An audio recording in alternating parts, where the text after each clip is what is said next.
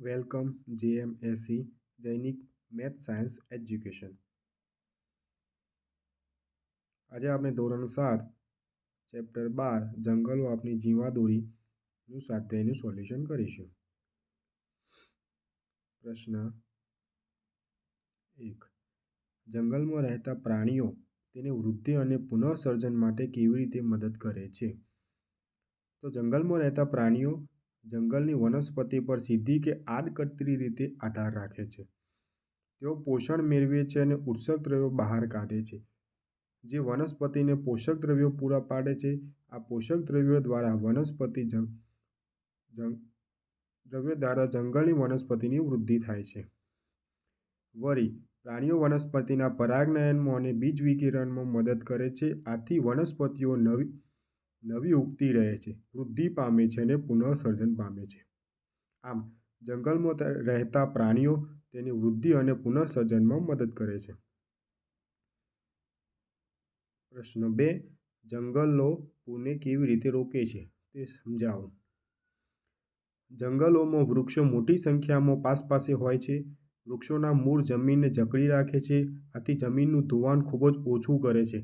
વૃક્ષો પવન અને વરસાદનો માર ઝીલે છે। વળી જંગલો વરસાદી પાણીના કુદરતી શોષકો છે, આથી વરસાદી પાણી જમીનમાં ઉતરે છે। જંગલોમાં જમીન ઉપર પડેલા પાંદડા અને મૃત અવશેષો પાણીના પ્રવાહને રોકે છે, પરિણામે પાણીના પ્રવાહનું નિયંત્રણ થાય છે।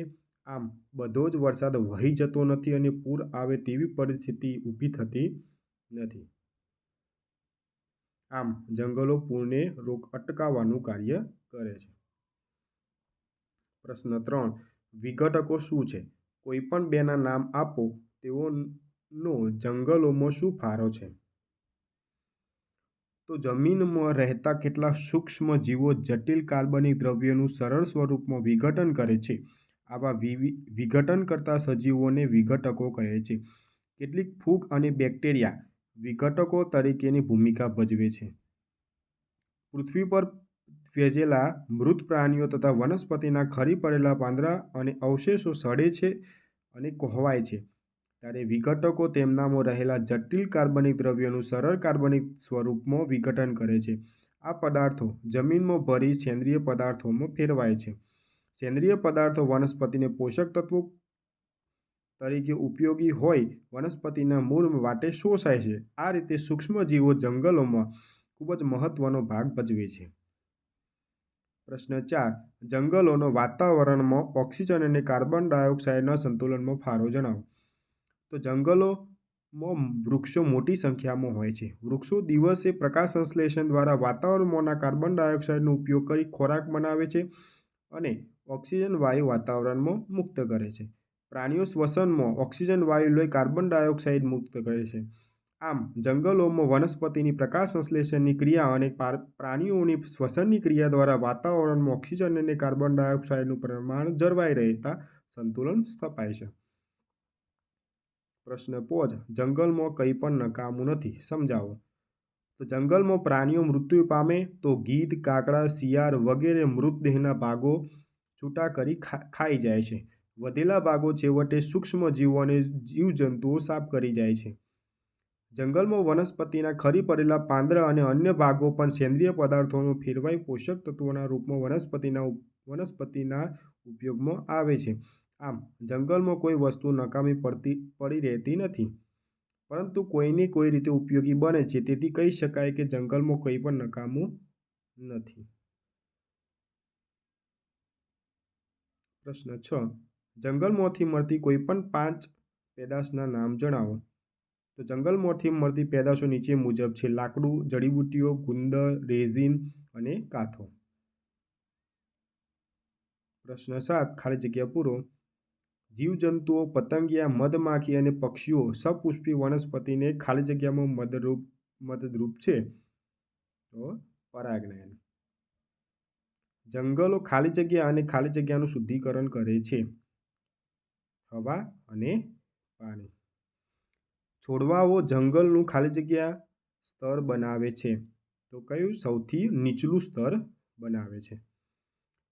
સડેલા પાંદડા અને પ્રાણીઓના મર જંગલને ખાલી જગ્યાથી ભરપૂર બનાવે છે. તો સડેલા પાંદડા અને પ્રાણીઓના મર જંગલને સેન્દ્રિય પદાર્થોથી ભરપૂર બનાવે છે. પ્રશ્ન 8. આપણે જંગલને લગતી પરિસ્થિતિ અને સમસ્યાઓથી શા માટે ચિંતિત થવું જોઈએ? તો જંગલો વરસાદ લાવે છે, હવા ઠંડી રાખે છે, અવાજનું પ્રદૂષણ ઘટાડે છે, જમીનનું ધોવાણ ઘટાડે છે તથા પૂરને અટકાવે છે. જંગલો આપણને ઔષધીય વસ્તુઓ, લાકડું તથા ઘણી ઉપયોગી પેદાશો આપે છે. જંગલો પૃથ્વીનું સૌંદર્ય છે. જંગલોના આપણા પર ઘણા ઉપકારો છે. તેથી જંગલોની આપની ચિંતા હોવી જોઈએ. આજે જંગલો કપાતા જાય છે, તેઓ ઉદ્યોગો અને વસાહતો સ્થપાય છે. તેથી જંગલમાં વસતા પ્રાણીઓ અને લોકોના કુદરતી રહેઠાણ છીનવાઈ રહ્યા છે. આપણા વિકાસ માટે જંગલોનો નાશ થઈ રહ્યો છે. જંગલો માટે આવી પરિસ્થિતિ અને સમસ્યાઓ ઊભી થઈ રહી છે. તે ખરેખર મનુષ્ય માટે વિચારવા જેવી બાબત છે. આપણા પર્યાવરણને બચાવવા જંગલોની જાળવણી કરવી જરૂરી બની રહી છે. પ્રશ્ન 9. જંગલમાં વિવિધ વનસ્પતિ અને પ્રાણીઓ શા માટે જરૂરી છે? સમજાવો. તો વનસ્પતિની વિવિધ જાતિઓને વિકસાવવાથી જંગલો તૃણાહારીઓને ખોરાક અને રહેઠાણની બહોળી તકો પૂરી પાડે છે. આથી તૃણાહારીઓની સંખ્યા વધે છે. તૃણાહારીઓની સંખ્યા વધતા માંસાહારીઓ માટે ખોરાક પૂરતો મળી રહે છે.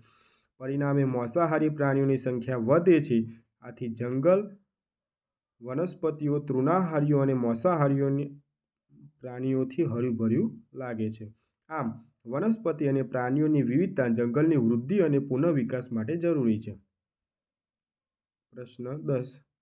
નીચે આપેલ આકૃતિમાં ચિત્રકાર નામ નિર્દેશન અને તીર આપવાનું ભૂલી ગયેલ છે. તો નીચે આપેલ શબ્દો દ્વારા નામ નિર્દેશન કરો અને પ્રક્રિયાની દિશા જણાવો. તો વાદળો, વરસાદ, વાતાવરણ, કાર્બન ડાયોક્સાઇડ, ઓક્સિજન, વનસ્પતિ, પ્રાણી, જમીન, મૂળ, જળ સપાટી, આ બધા શબ્દો છે એને તીર દ્વારા દર્શાવવાના છે. અહીંયા વૃક્ષનું ચિત્ર આપેલું છે. અહીંયા જે દર્શાવવામાં આવી રહ્યું છે વાદળો, વરસાદના ટીપા, વરસાદ છે, વાતાવરણ છે, પછી વનસ્પતિ કાર્બન ડાયોક્સાઇડ લઈ રહ્યું છે, ઓક્સિજન મુક્ત કરે છે, જે દર્શાવ્યું છે વનસ્પતિ છે, પ્રાણી છે, જમીન, મૂળ અને જળ સપાટી. પ્રશ્ન 11. નીચે આપેલમાંથી કઈ જંગલી પેદાશ નથી? ગુંદર, પ્લાયવુડ, મીન કે કેરોસીન? તો જવાબ છે કેરોસીન. પ્રશ્ન 12. નીચે આપેલામાંથી કયું વિધાન સાચું નથી? એ. જંગલો જમીન ધોવાણની પ્રક્રિયાને અટકાવે છે. વનસ્પતિ અને પ્રાણીઓ જંગલમાં એકબીજા પર આધારિત નથી. જંગલો વાતાવરણ અને જળચક્ર પર અસર કરે છે. ડી. જમીન જંગલોની વૃદ્ધિ અને પુનઃસર્જન માટે મદદ કરે છે. તો જવાબ આવશે બી. વનસ્પતિ અને પ્રાણીઓ જંગલમાં એકબીજા ઉપર આધારિત નથી. એ ખોટું છે, કારણ કે આધારિત છે. પ્રશ્ન 13. સૂક્ષ્મજીવો મૃત વનસ્પતિ પર પ્રક્રિયા કરી ખાલી જગ્યા બનાવે છે. રેતી, ફૂગ એટલે કે મશરૂમ, સેન્દ્રિય પદાર્થો કે લાકડું? જવાબ આવશે શું બનાવે? સેન્દ્રિય પદાર્થો બનાવે છે. આવા જ વિડીયો જોવા માટે ચેનલને લાઈક, સબસ્ક્રાઈબ, શેર કરો.